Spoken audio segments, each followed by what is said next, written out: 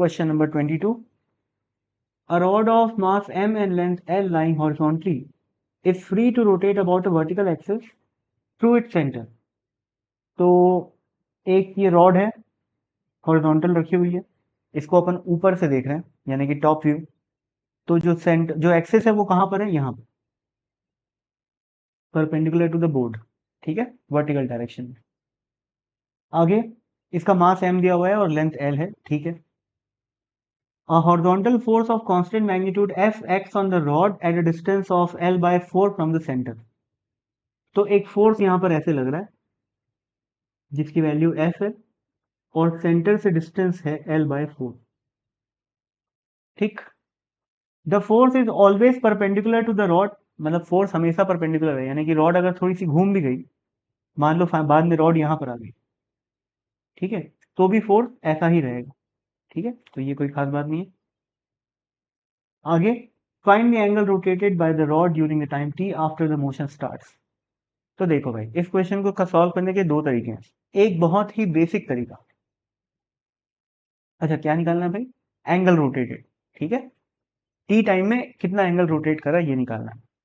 तो सबसे पहले मेथड नंबर 1, सिंपल काइनेमेटिक्स। जैसे इस फोर्स का अपन लोग क्या निकाल सकते हैं, टॉर्क।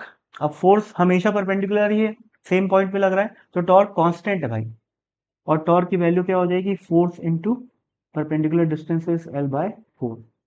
तो इतना यदि टॉर्क है तो अल्फा यानी कि एंगुलर एक्सेलरेशन क्या हो जाएगा, torque divided by moment of inertia.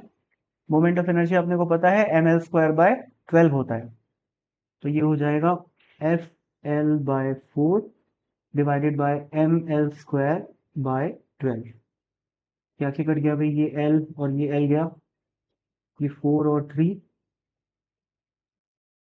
तो 3F डिवाइडेड बाय m आ रहा है, क्या डिवाइडेड बाय ml, ये आ रहा है अपना अल्फा यानी कि एंगुलर एक्सेलरेशन। और स्टार्टिंग फ्रॉम रेस्ट है, लिखा हुआ है क्या,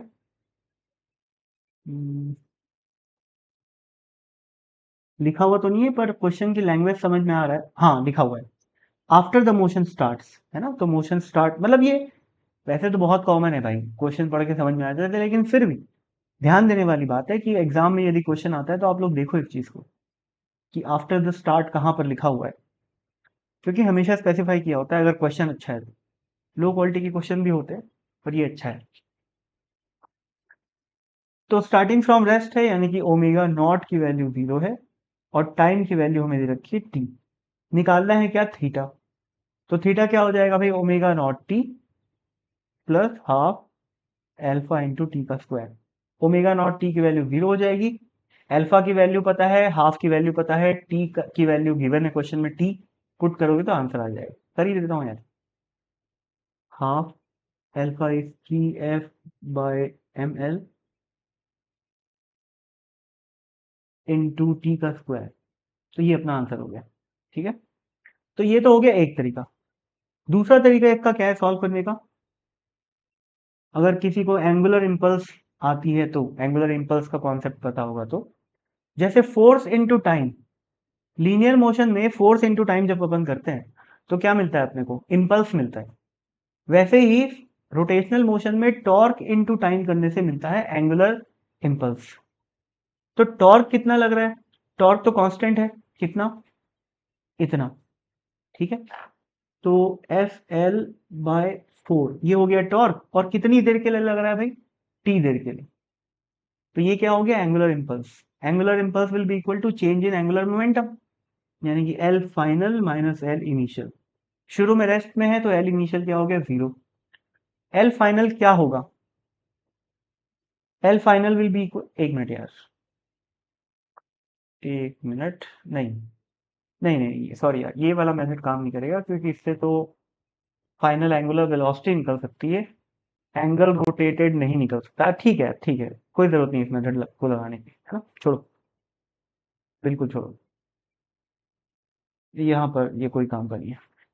अगर एंगुलर वेलोसिटी निकालने के लिए पूछा होता तो दो तरीकों से जा सकते थे। पहला तो omega is equal to omega naught plus alpha T, और दूसरा angular impulse is equal to change in angular momentum. ठीक है, तो वैसे भी कर सकते थे, पर ठीक है, यहाँ पर बेवकूफ़ी हो गई अपने से, तो इस मेथड वन को अपन काट देते हैं। बस यही इसका सोल्यूशन है।